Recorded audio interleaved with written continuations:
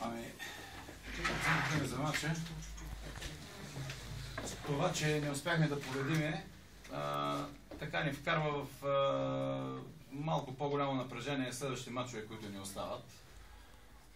Но понякога се питам дали заслужавахме в този матч сега след края на матча се питам дали заслужавахме да победиме.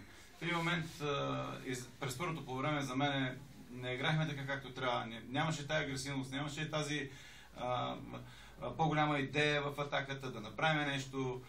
Заспахме, отбелязаха ни гол отново от статично положение, стари слабости. След това съумяхме да обърнем матча през второто полувреме и не успяхме да отреагираме на изританите и на центрираните топки. Футбол след като 2-1 почти липсваше вече на терена. Имам предвид така да играем. Това не е оправдание, не е нищо.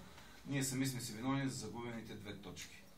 Колегата ти от Етър смята, че те са изпуснали победа. Ти какво смяташ? Аз смятам, че ние си изтървахме, защото 2-1 може да се завърши матча при много по-голяма концентрация, както при 2-1 имахме 3-4 чести положения. А може би и те да са имали, той да се смята така, но явно, че равният резултат е показателен, след като така сме завършили. Аз не те питам, навлизате в много сгъстен цикъл от мачове сега. Постои мач за Роя за купата от Петър Ладов, мисля, че въобще не ме притеснява сгъстения цикъл. Футболистите са готови да играят в този цикъл. Стига обаче да не играем по този начин, който играхме днес срещу Етър. Ваши колеги имаше претенции към съдийската бригада. Вие? Съдийството не коментирам, аз нямам претенции към никой.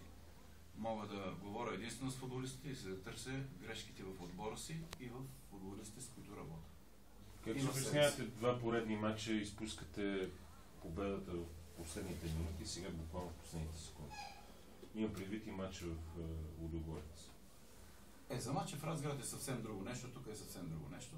Липса на концентрация, просто може би някаква отпуснатост и да чакаме матча да свърши, въпреки че матча се играе от първия сигнал, когато е седята до последния.